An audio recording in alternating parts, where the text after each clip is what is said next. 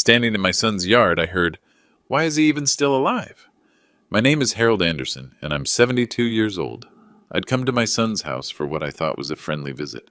Instead, I was standing in his backyard, listening to him, his girlfriend, and her brother discuss my future like I was already dead. They weren't talking about my health. They were talking about my money. I could have left. I should have left. But something in me, maybe stubbornness, maybe survival instinct, made me stay and listen. What I heard next changed everything. And what I did about it, well, that's why you're listening to this story. If you're watching this, please subscribe and let me know where you are watching from. I'd love to hear if this story resonates with anyone else who's faced something similar. But first, let me tell you how a 72-year-old retired engineer systematically erased his own son from his life, legally, quietly, and completely, without ever raising his voice. It started with me not walking away. "Dad's getting worse," Chris was saying to his girlfriend Vicky. "Yesterday he forgot to take his heart medication again." That was a lie.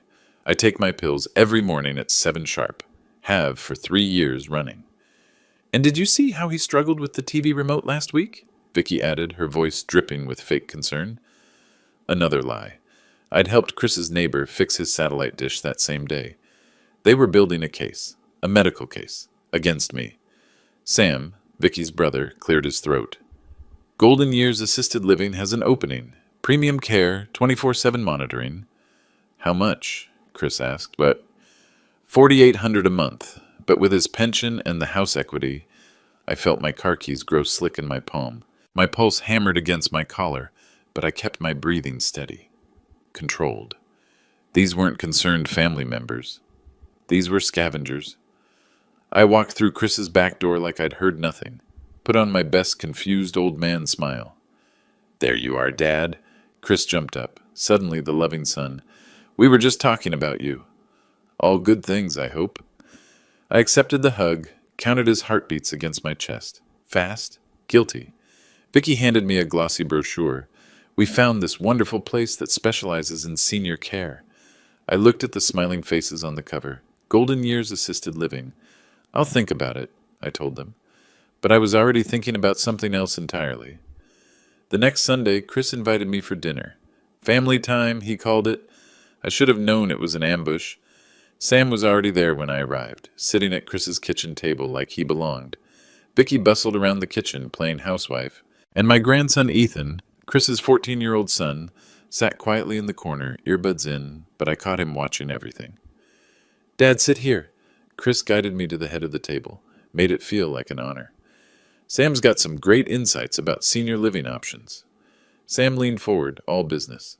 "Harold, my mother transitioned to assisted living last year. Best decision she ever made. Transitioned. Like I was a piece of equipment being decommissioned. I cut into my barbecue methodically. The knife made clean, precise lines through the meat." "What kind of insights, Sam?" "Well, for starters, the medical supervision. Someone monitoring your medications, your vitals. No more worrying about missed doses or emergency situations." Chris nodded enthusiastically. "Dad, remember last month when you called me about chest pains? If you'd been at Golden Years, they would have handled it immediately." I paused mid-chew. "I had heartburn from your mother's anniversary. You told me to take antacids." "Exactly my point," Sam jumped in. "Medical professionals would have known the difference." The manipulation was so smooth, so practiced, I almost admired it. Almost. Vicky set down a pitcher of iced tea. Golden Years has a wonderful community feel. Game nights, book clubs, field trips. Sounds like summer camp for the dying, I said quietly. The table went silent. Ethan looked up from his phone, met my eyes briefly, then looked away. But not before I saw something there. Recognition. Maybe even alliance. "Dad," Chris's voice carried that patient tone people use with children and mental patients. "You're not dying, you're just getting older. We want to make sure you're safe." "Safe from what?" "From being alone. From accidents. From," he gestured vaguely, "declining." I set down my fork with deliberate care. "I see." Sam must have taken that as encouragement. "The financial aspect is straightforward. Your pension covers most of it. The house sale would handle the rest, plus leave a nice buffer for extras." "The house sale? Well, you wouldn't need it anymore." And honestly, Harold, that place is getting too big for you. Too much maintenance. I'd built that house 43 years ago, wired every outlet, laid every tile in the master bathroom, planted the pecan tree in the backyard that now shaded half the property. Chris reached across the table, covered my hand with his. Dad, we just want what's best for you. Under the table, something crinkled against my leg. I looked down. Ethan had dropped a napkin. Written on it in careful letters, "They lie." I palmed the napkin, looked at my grandson. He was staring at his plate, but his ears were red. "You know what?" I said, standing slowly. "I think I need some time to process all this wonderful advice." "Of course, Dad. Take all the time you need." But as I walked to my car, I heard Sam's voice drift through the open window. "How long do you think he's got before we can move forward anyway?" I sat in my driveway for 20 minutes after I got home, thinking, planning. Then I went inside and started making phone calls. I've always been methodical. 40 years as a mechanical engineer taught me that problems have solutions, but first you need to understand the scope of the problem. I started with Golden Years Assisted Living. Their website was slick. Professional photography, testimonials from grateful families, detailed floor plans. I called their admissions office. "We'd be delighted to schedule a tour," the receptionist chirped. "Are you calling for yourself or a family member?" "My son mentioned you might have an opening." "Oh, wonderful. What's the name?" "Anderson. Harold Anderson." I heard keyboard clicking. "Yes, here it is. Your son Christopher submitted a preliminary inquiry 3 weeks ago. He mentioned some concerns about your current living situation." 3 weeks. Before the barbecue conversation, before the family dinner. They'd been planning this for weeks. "What kind of concerns?" I asked. "Let me see. Medication management issues, recent confusion episodes, safety concerns due to isolation, standard pre-assessment items.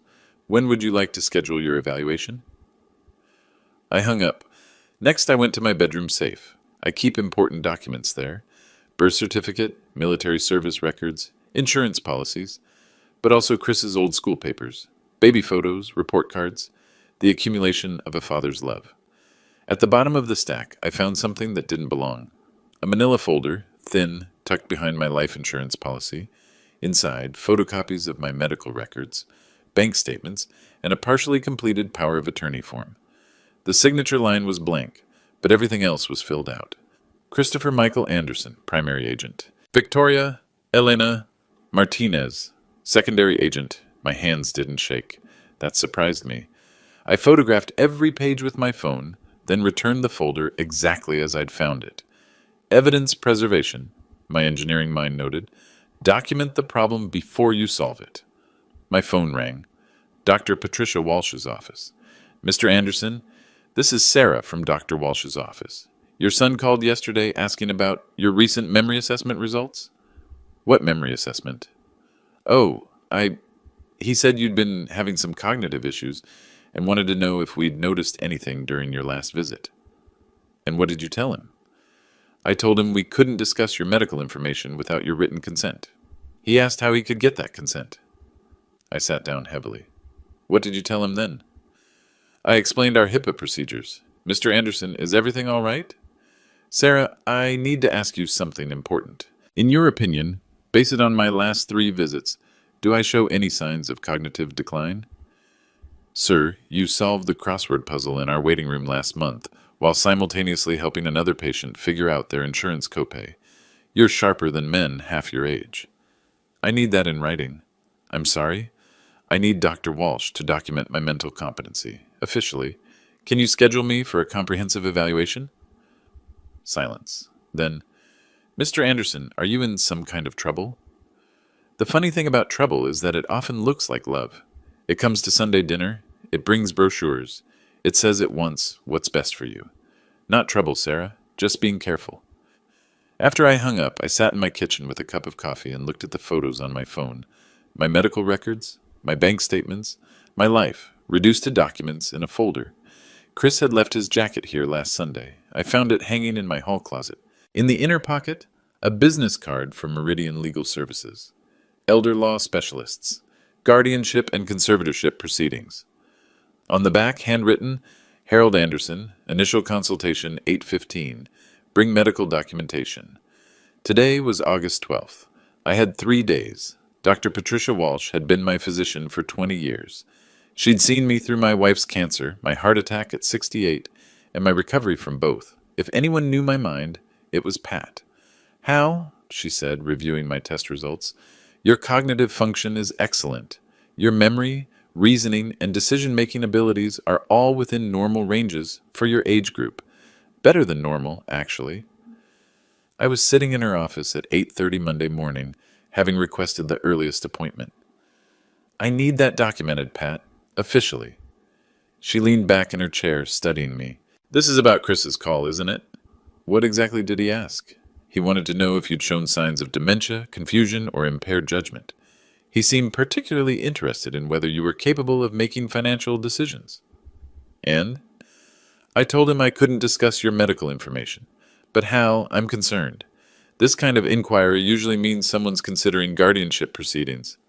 I pulled out my phone, showed her the photos of the POA documents. "They are." Pat's expression darkened as she scrolled through the images. "When was this prepared?" 3 weeks ago, apparently. I need your help, Pat." "What kind of help?" "Legal documentation of my competency, something that would stop a guardianship petition cold." She was quiet for a long moment. "Hal, I've known you for 20 years. You're one of the most mentally sharp patients I have. But I have to ask, is this really about protecting yourself? Or are you just angry at Chris?" "Both," I said, "but mostly the first." She nodded slowly. "I can prepare a comprehensive mental status evaluation, cognitive testing, psychological assessment, the works. But Hal, you should also talk to a lawyer." "I already called one." Jonathan Hughes had been my study partner at UT Engineering back in 1973. We'd kept in touch over the years, holiday cards and the occasional beer when he was in Austin. After graduation, he'd switched to law school, specialized in elder law. If anyone could help me, it was Jonathan. I met him at his office at 2 that afternoon. "Jesus, Hal," he said, reviewing the documents I'd brought. "They're not messing around. This POA would give them complete control over your finances, medical decisions, living arrangements, everything." "Can they do it?" "They can try." Texas law allows adult children to petition for guardianship if they can demonstrate that their parent lacks the capacity to make important decisions. But Hal, you'd have to be pretty far gone for a court to grant that. What if they lie? That's harder. They'd need medical evidence, testimony from healthcare providers, documentation of incidents. But, he hesitated, but what?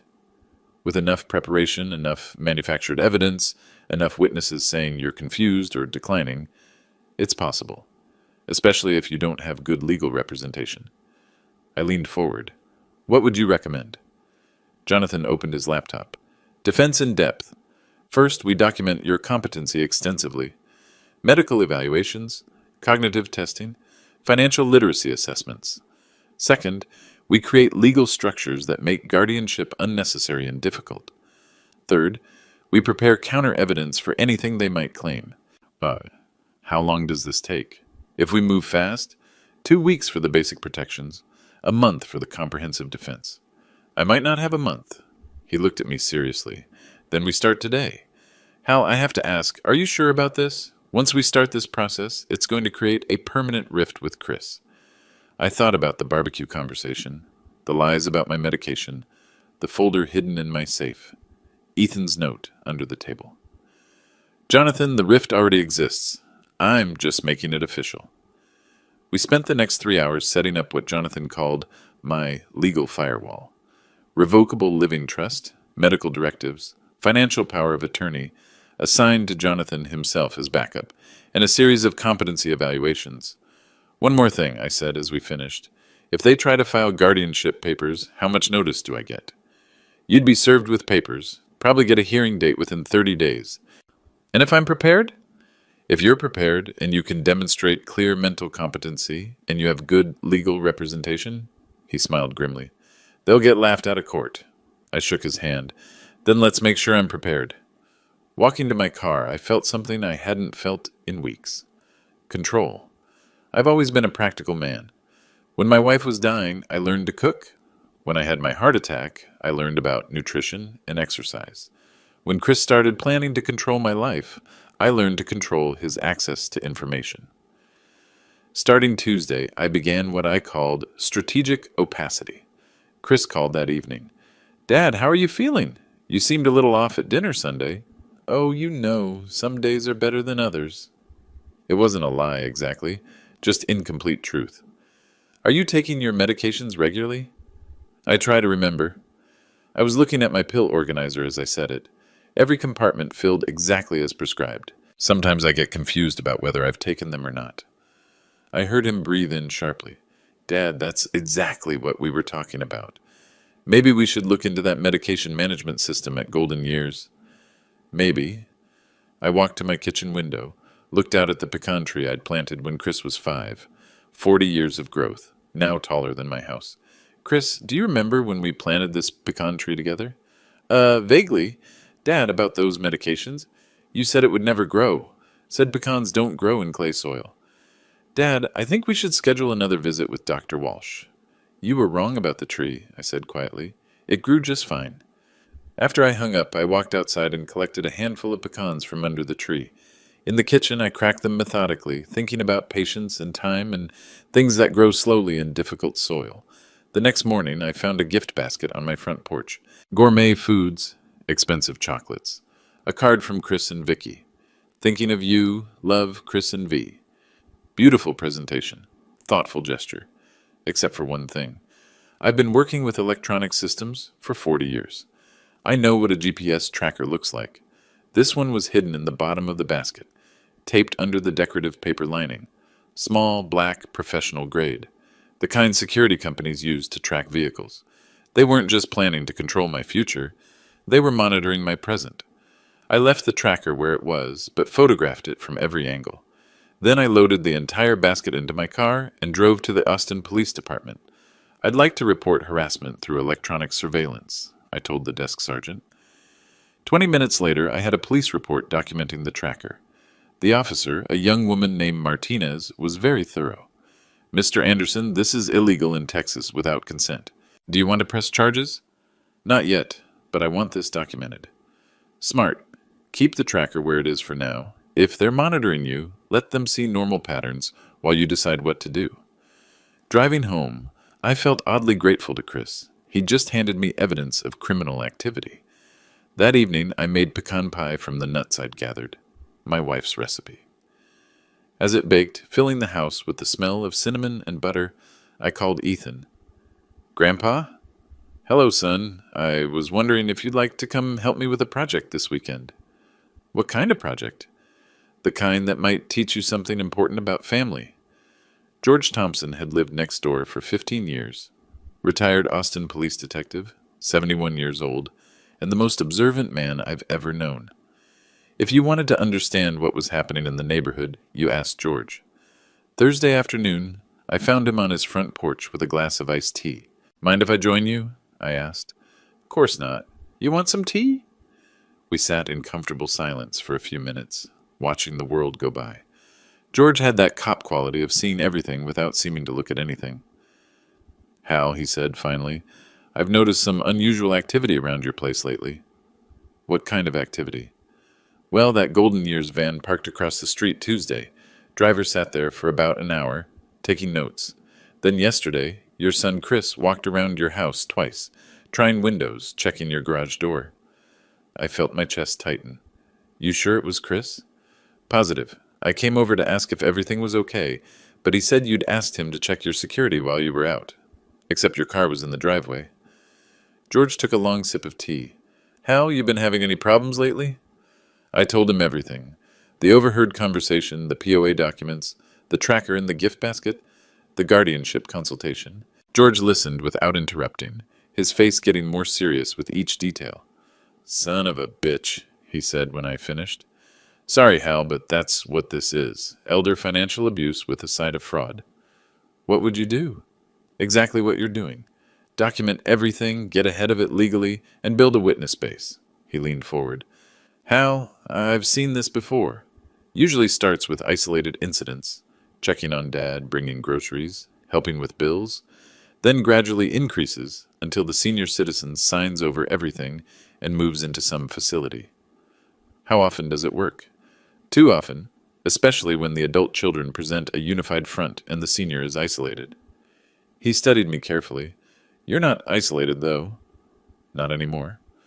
I'd like to help, if you'll let me. I've got connections at Adult Protective Services, the DA's office, and the State Attorney General's Elder Abuse Unit. Plus, I've got nothing but time and a strong dislike for people who prey on seniors. What kind of help? Surveillance documentation. If they're planning something, they'll need to gather evidence of your supposed incompetence. I can watch for that, photograph it, document their activities. Also, I can serve as a character witness if this goes to court. George drained his tea glass. One more thing, Hal. You need to be very careful about isolation tactics.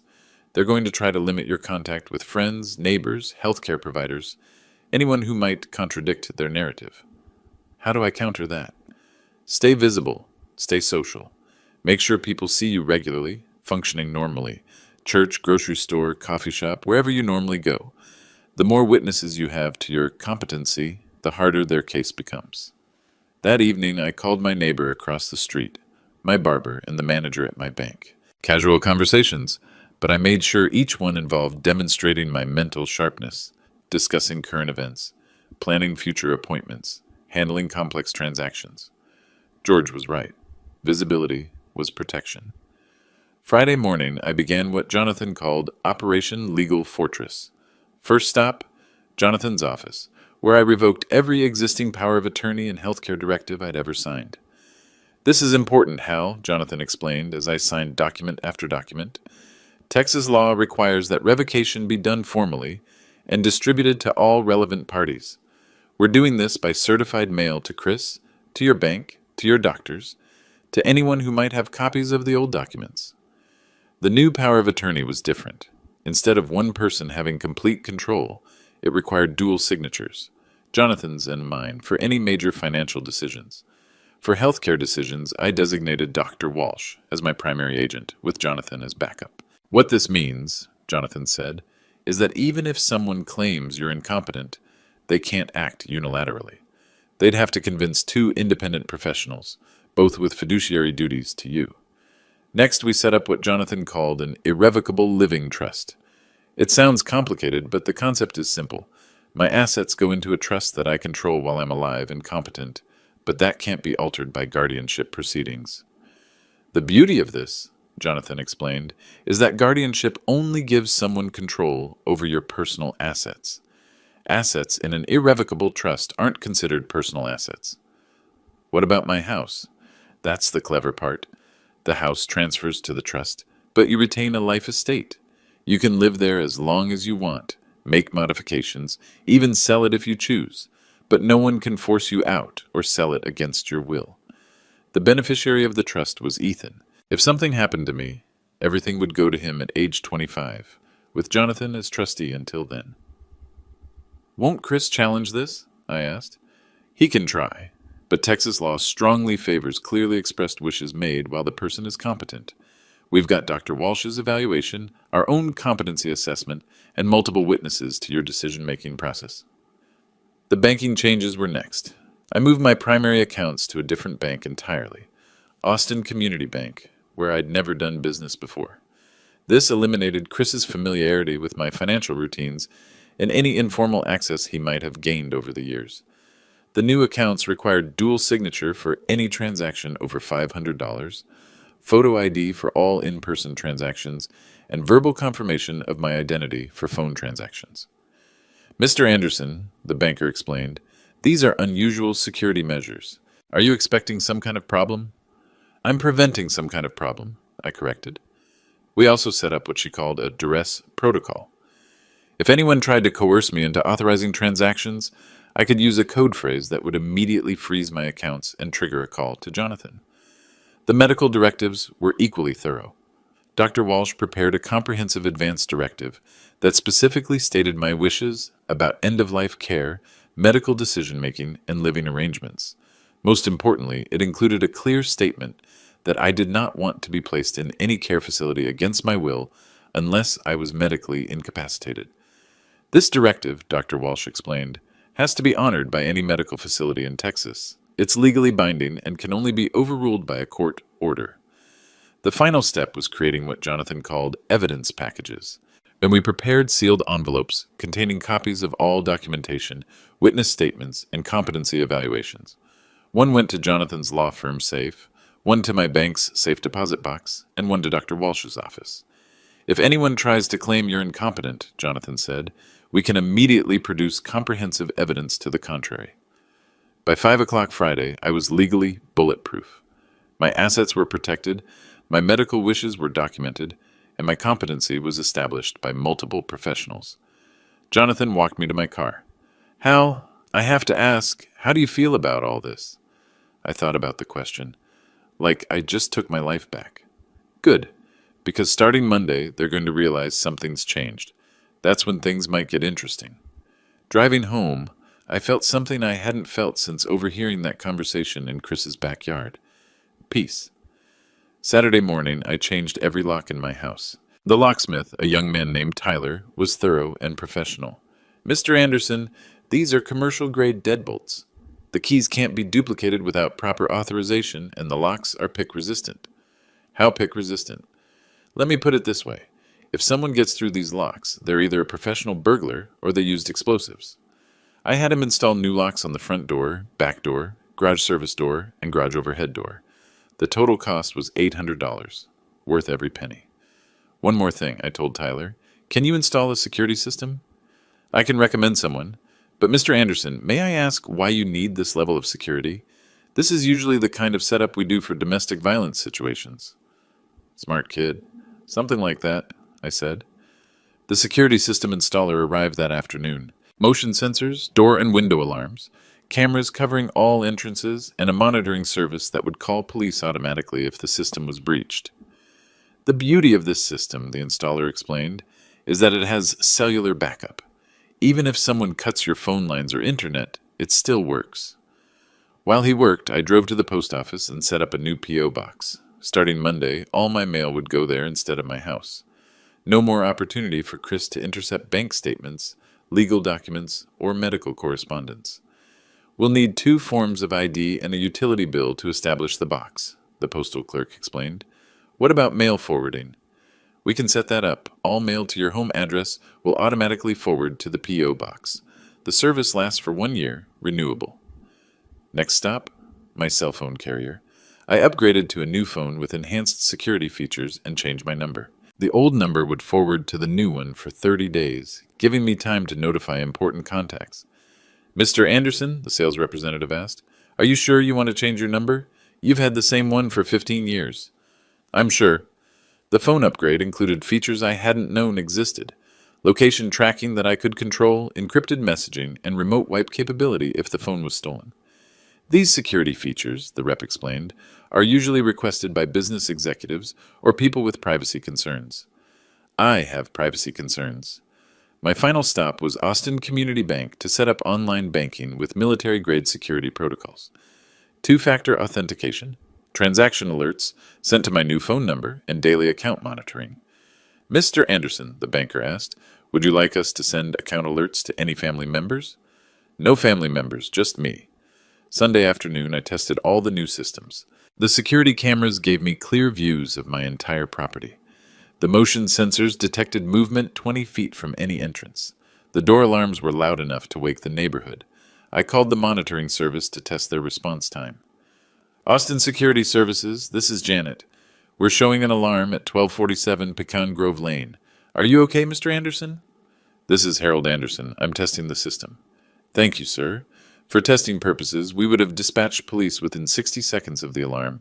Is there anything else we can help you with? Yes, what happens if someone claims to be my son and asks you to disarm the system? Sir, only authorized users on your account can make changes. You've listed yourself as the only authorized user. No one else can disarm your system or access your account information. Perfect. That evening, I sat on my back porch with a cup of coffee, watching the sunset through the pecan tree branches. My property was secure. My finances were protected. My medical wishes were documented. My communications were private.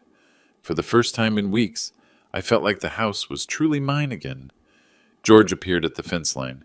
Hal, I noticed some activity over here today. Everything okay? Everything's fine, George. just making some improvements. Good, because I also noticed Chris drove by twice this afternoon. Slow passes, looking at your house. Did he stop? No, but he tried his key on your front door around 6:30. Didn't work, obviously. He seemed pretty frustrated. I smiled. I imagine he was. Hal, you should know, tomorrow's probably going to be interesting. He was right.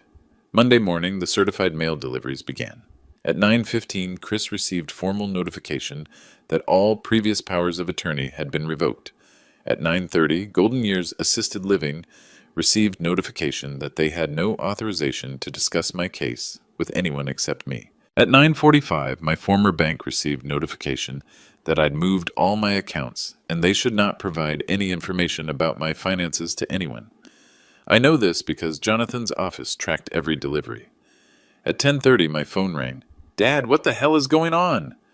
Chris's voice was tight with anger. "Good morning, Chris. How are you?" "I just got some legal papers saying you've revoked my power of attorney. When did you do that? Why didn't you tell me?" "I made some changes to my legal arrangements. Is there a problem?" "A problem? Dad, I was trying to help you. Vicky and I spent hours researching the best care options, and now you're acting like we're criminals or something." Interesting, he was going straight to offense instead of asking why I'd made the changes. A guilty conscience, my engineering mind noted. "Chris, can I ask you something? When you took me to dinner last Sunday, had you already decided I needed to go to assisted living?" Silence. And then, "We were concerned about your welfare." "That's not what I asked." "Dad, you're not thinking clearly about this. You need help, and we're trying to provide it." "Help with what specifically?"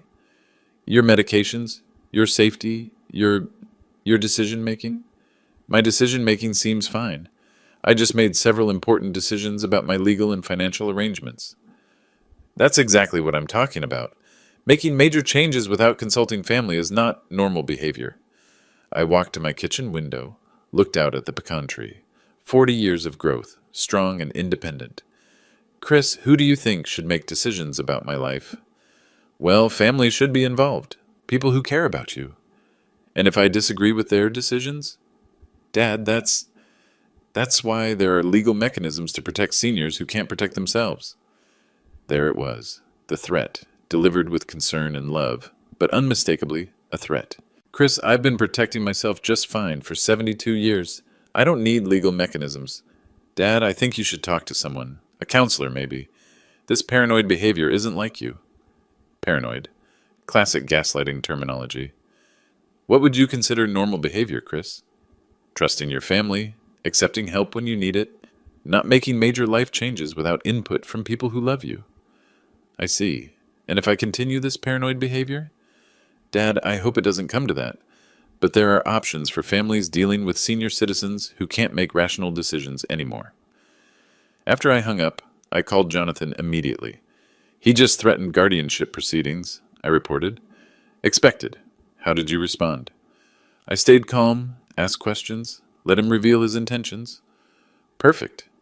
Did you record the conversation?" "Should I have?" Texas is a one-party consent state. You can record any conversation you're part of without informing the other party. From now on, I recommend recording all interactions with Chris, Vicky, or Sam. "How?" "Your new phone has a voice recording app. I'll walk you through setting it up." 20 minutes later, I had a digital recording system that would capture any conversation I initiated or received. The recordings would automatically upload to a secure cloud server that only Jonathan and I could access. At 2 o'clock, Dr. Walsh called. "Hal, I just received the strangest call. Someone claiming to be your son asked for copies of your medical records. When I explained HIPAA requirements, he suggested I might need to consult with his attorney about your mental competency." "What did you tell him?" "I told him to have his attorney contact my office directly. But Hal, this sounds like preparation for some kind of legal action." "It is. Pat, I need you to prepare one more document." "What kind of document?" "A comprehensive statement of my mental competency, specifically addressing any claims that I'm incapable of making financial or medical decisions.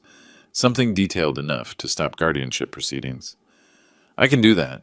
But Hal, I should warn you, if this goes to court, they might request an independent psychological evaluation." "Would that be a problem?" "For you? Not at all. You'd pass any competence evaluation easily, but it would delay things, create additional legal expenses, and give them more opportunities to build their case. That afternoon, Jonathan's office prepared what he called sealed evidence packages. Each package contained Dr. Walsh's competency evaluation, my cognitive test results, financial literacy assessment scores, character reference letters from George, my barber, my former colleagues, documentation of my recent legal changes, photos and police reports about the GPS tracker, recorded conversations with Chris. These packages, Jonathan explained, go to 3 locations: my office safe, the county courthouse clerk, and Judge Patricia Morrison's chambers. Why Judge Morrison? She handles guardianship cases in Travis County. If Chris files a petition, it'll likely go to her court. This way, she'll have immediate access to evidence of your competency. Is this legal?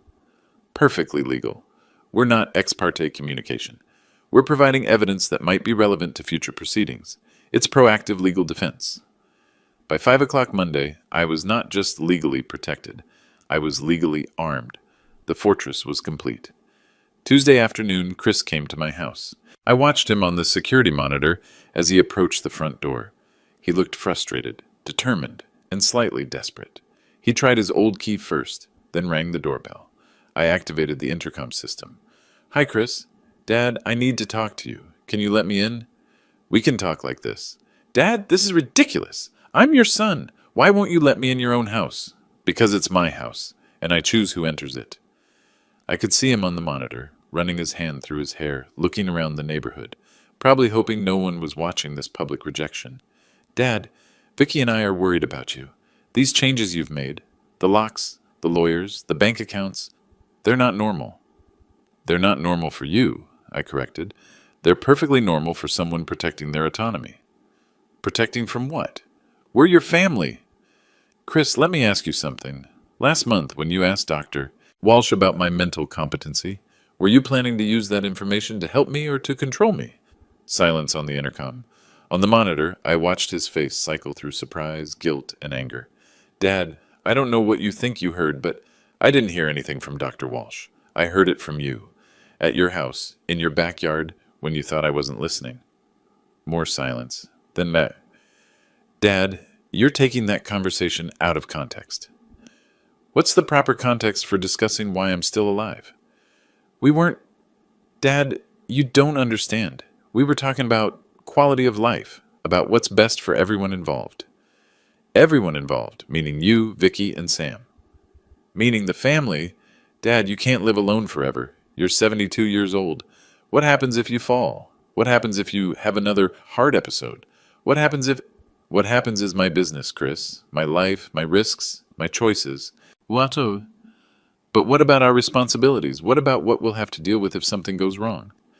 There it was. The truth, finally. This wasn't about my welfare.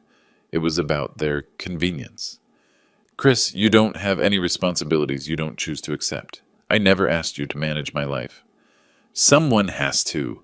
Dad, you're being stubborn and unrealistic. People your age need help, whether they want to admit it or not." I looked at my pocket watch. A gift from my father when I graduated college. 3:15 in the afternoon. "Chris, how long have you been planning to put me in assisted living?" "We weren't planning anything. We were exploring options in case the inquiry at Golden Years was made 3 weeks ago. The POA documents were prepared 2 weeks ago. Your consultation with the guardianship attorney is scheduled for this Thursday." I heard him breathing hard through the intercom. "How do you know about that?" "I know because I'm not the confused old man you think I am. Dad, listen to me. If you don't start acting reasonably about this, we might have to pursue legal options. I don't want to, but if you're not capable of making good decisions anymore..." "Are you threatening me, Chris? I'm trying to protect you." "From what?" "From yourself. From making mistakes that could hurt you." I was quiet for a long moment, watching my son on the security monitor. He looked young suddenly and scared, and completely unprepared for a father who wouldn't cooperate with his plans. "Chris, I've made a lot of decisions in my life. I chose my career, chose your mother, chose to have children, chose how to raise you. Some of those decisions worked out well, some didn't, but they were my decisions to make. Dad, I'm not finished. I'm going to keep making my own decisions until the day I die. If you can't accept that, then you need to decide what kind of relationship we're going to have going forward. Dad, please, just let me in. We can talk about this. We are talking about this. The difference is, now it's on my terms. I watched him stand there for another minute, then walk back to his car. He sat in the driveway for 10 minutes before driving away. That evening, George came over. Interesting conversation, he said. You heard it?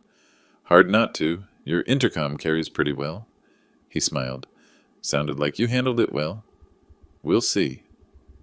Section 12, Confrontation 2, The Mediator's Manipulation, 480 pesos to you.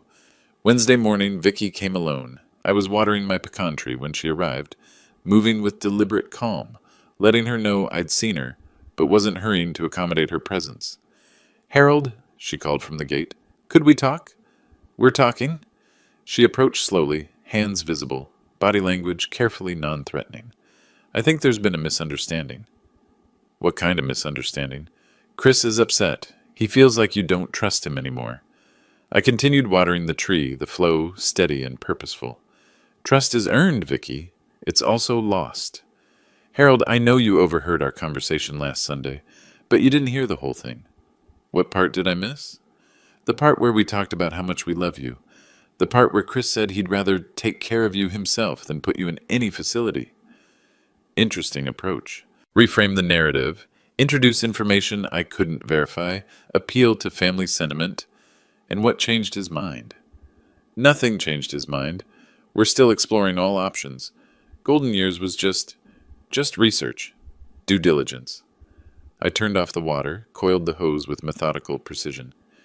Vicky, how long have you worked in senior care? She hesitated. I used to work at Sunset Manor. Why? Used to? I left that position 6 months ago.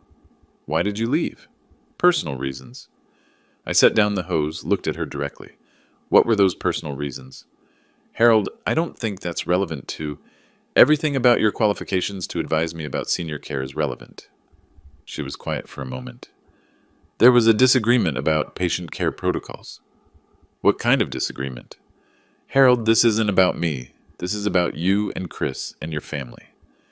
Answer the question, Vicky. I was terminated for allegedly influencing a patient's family to move financial assets before admission. There it was. The admission I'd been waiting for. Allegedly? The allegations were false, but the facility has strict policies about staff involvement in resident financial decisions. I walked to my back porch, sat down in the wooden chair I'd made 30 years ago. Vicky, let me ask you something. In your professional opinion, do I need assisted living care? Well, that's not really for me to judge. In your professional opinion. Harold, senior living isn't just about medical needs. It's about community, safety, convenience. Do I need assisted living care? No, she said quietly. Not medically. But Harold, there are other considerations. Such as? Financial management? Legal planning? End-of-life preparation? And you think Chris is qualified to handle those things for me? I think Chris loves you and wants what's best for you. That's not what I asked. She was quiet for a long moment, standing in my backyard, surrounded by 40 years of my labor and planning and growth. Harold, I'm going to be honest with you. Chris has some financial problems. The real estate market has been difficult, and he's made some investment mistakes. How much does he owe? That's not my place to say. How much, Vicky? About $240,000. I nodded slowly. And my house is worth how much? Harold, it's not like that. It's exactly like that. I stood up, looked at her steadily. Vicky, I want you to listen carefully to what I'm about to say. She nodded. I don't erase you. I don't erase Chris. I choose me. Section 13. The Grandson's Truth. 6:42. Thursday afternoon, Ethan came to my house alone, riding his bicycle. I watched him through the security monitor as he approached my front door. 14 years old, all elbows and knees, but with his grandmother's intelligent eyes and his grandfather's stubborn jaw. He knocked instead of ringing the doorbell. Grandpa, it's Ethan. I opened the door, really looked at him for the first time in weeks. He'd grown since the family dinner. His voice was changing, his shoulders broader. Almost a man, but still my grandson. Hello, son, come in. He parked his bike carefully on my front porch, wiped his feet before entering. Good manners, taught by someone who cared about such things. Grandpa, I need to tell you something. We sat in my living room, the afternoon light slanting through windows I'd installed myself 40 years ago. What do you need to tell me? I heard them. Dad and Vicky and Uncle Sam. I heard them talking about you. What did you hear? He was quiet for a moment, looking at his hands. They said you were getting old and confused. They said you couldn't take care of yourself anymore. They said it would be better if you went to live somewhere where professionals could watch you. What else? Uncle Sam said your house was worth a lot of money. He said if they sold it, they could pay for the assisted living place and still have money left over for Dad's business problems. Did they say anything else? Ethan's voice got very small. They said you probably wouldn't live very long anyway, so it didn't really matter what you wanted. I felt something cold and sharp in my chest. Not surprise. I'd known this was coming, but hearing it from Ethan made it real in a way it hadn't been before. How does that make you feel, son?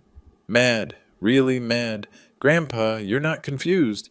You're the smartest person I know. You helped me with my algebra homework last month. You fixed my bike when the chain broke. You remember everything about Grandma, and about when Dad was little, and about your job. Thank you, Ethan. They're lying about you, and they made me promise not to tell you what I heard, but that's lying too. I reached over, took his hand in mine. His fingers were long and strong, like his father's had been at that age. Ethan, I need to ask you something important. Do you understand why I changed the locks on my house? Because they were going to try to control you. That's right. And do you understand why I got new lawyers and new bank accounts? Because they were going to try to take your money. Very good. Now I need to ask you something else. If I gave you something important to keep safe, could you do that? He nodded seriously. I went to my bedroom, opened the safe, and pulled out a small wooden box. Inside was my father's pocket watch, the one he'd given me when I graduated college, the one I'd carried every day for 50 years. This belonged to my father, and his father before him. Someday it should belong to you. Ethan's eyes went wide. Grandpa, I can't take this. Dad would... Your father doesn't get to decide this. I do. I placed the watch in his hands, closed his fingers around it. But there's something else. I handed him a sealed envelope. Inside this envelope is information about a trust fund I've set up for you. When you turn 25, you'll have access to money. For college, for starting a business, for buying a house. Whatever you need to build your own life. How much money? Enough, but Ethan, there are conditions. What conditions? You have to finish high school, you have to either go to college or learn a trade. And most importantly, you have to always tell the truth, even when it's difficult. He was quiet for a long moment, holding the watch and the envelope. Grandpa, what's going to happen with Dad? I don't know, son. That depends on what choices he makes. Will I still be able to see you? As long as you want to, and as long as your father allows it. But Ethan, there may come a time when you have to choose between what's easy and what's right. What do you mean? I mean your father might ask you to lie for him. He might ask you to say things about me that aren't true. He might try to make you choose sides.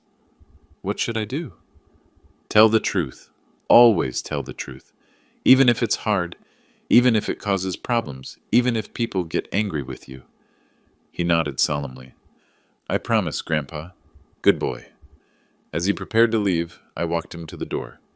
Ethan, one more thing. If anything happens to me, if I get sick, if there is an emergency, if your father tries to move me somewhere against my will, you call this number. But I handed him a card with Jonathan's information. Can you remember that? I'll remember. I watched him ride away on his bicycle. My father's watch safe in his pocket. My trust in his integrity, absolute. Some investments pay dividends for generations. Section 14. Intentional Giving and New Beginnings, 642. Friday morning, I began what I called intentional downsizing. For 43 years, I'd accumulated the artifacts of a full life. Tools from my engineering career, furniture chosen with my wife, books collected over decades, photographs documenting family milestones. Time to decide what mattered and what didn't. I started with Chris's childhood belongings, stored in boxes in my garage. Little League trophies, school art projects, model airplanes we'd built together. Once these items represented precious memories. Now they felt like anchors to a relationship that no longer existed. I loaded everything into my truck and drove to Goodwill. "These are donations," I told the volunteer at the drop-off center. "Wonderful. We can provide a tax receipt if you'd like." "That won't be necessary." Watching strangers carry away the physical evidence of Chris's childhood should have felt sad. Instead, it felt like liberation. Next, I tackled my workshop. 40 years of engineering tools, precision instruments, project materials. I kept what I might realistically use and donated the rest to Austin Community College's engineering program. "Mr. Anderson," the department head said when I delivered the tools, "this is incredibly generous. These instruments are worth thousands of dollars. They should go to students who will actually use them. Would you consider teaching a guest lecture about practical engineering applications?" I'd be honored. By afternoon, I was moving through the house systematically. Furniture I'd never liked but had kept for family gatherings. Donated. Books I'd read and wouldn't read again. Donated to the library. Kitchen appliances I'd accumulated but rarely used. Donated to the food bank. The process was methodical, purposeful, and surprisingly energizing. George appeared at my fence line around 4 o'clock. "Hal, you moving out?" "Moving forward," I corrected. "Want some pecan tree seedlings?" I'd been nurturing young pecan trees in pots, planning to transplant them around my property. Now I had a better idea. "I'd love some," George said. "My backyard could use more shade." We spent an hour transplanting seedlings. One for George, one for the family across the street, one for the elderly woman 2 houses down who'd always admired my tree. "These won't produce nuts for 15 years, I told each neighbor. "That's fine," they all said. "We're not going anywhere." Saturday morning, I visited my wife's grave for the first time in months. Margaret Ann Anderson, beloved wife and mother, 1952-2019. I'd been avoiding this place, telling myself I was too busy, too focused on immediate problems. The truth was simpler. I'd been avoiding grief. "Hello, sweetheart," I said, settling onto the stone bench I'd installed beside her headstone. "I'm sorry I haven't been by lately. Things have been complicated." And I told her about Chris, about the guardianship plan, about Ethan and the trust fund, and the legal protections I'd put in place. I told her about changing the locks, and giving away his childhood things, and choosing my own future over his plans. "I think you'd be proud of how I handled it," I said. No shouting, no accusations, no drama, just quiet determination and good planning. A breeze moved through the cemetery oak trees, and for a moment I could smell her perfume.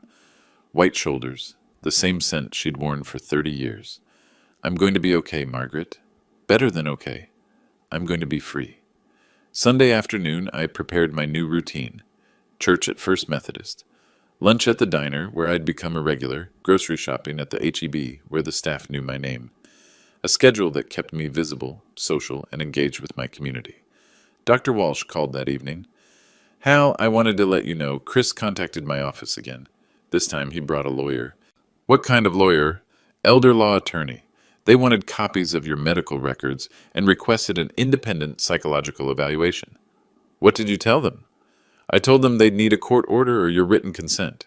The lawyer mentioned they might be filing for emergency guardianship." "When?" "Soon, I think. Hal, are you prepared for this?"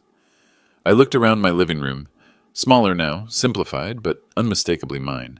My books, my cha chairs, my photographs, my choices. "I'm prepared." After I hung up, I called Jonathan. "They're moving forward," I reported. "Expected. How do you feel about it?" "Ready." "Good. Because Hal, once they file those papers, everything changes. This becomes a public legal battle." "Will we win?" "We'll win, but winning and being right aren't always the same thing. Are you sure this is how you want it to end?" I thought about Chris as a boy, building model airplanes at my kitchen table. I thought about teaching him to drive, watching him graduate, walking him down the aisle at his wedding. Then I thought about him discussing why I was still alive. "Jonathan, this isn't how I want it to end. This is how Chris chose for it to end." "Understood. We'll be ready." Monday morning, the guardianship papers arrived. Chris had filed a petition claiming I was mentally incompetent and unable to care for myself or manage my financial affairs. The petition requested emergency guardianship with himself as guardian, citing urgent concerns about cognitive decline and unsafe living conditions. I read the document twice, then called Jonathan. They filed, I reported. I know. The court clerk called me an hour ago. Emergency hearing is scheduled for Thursday morning. Are you ready?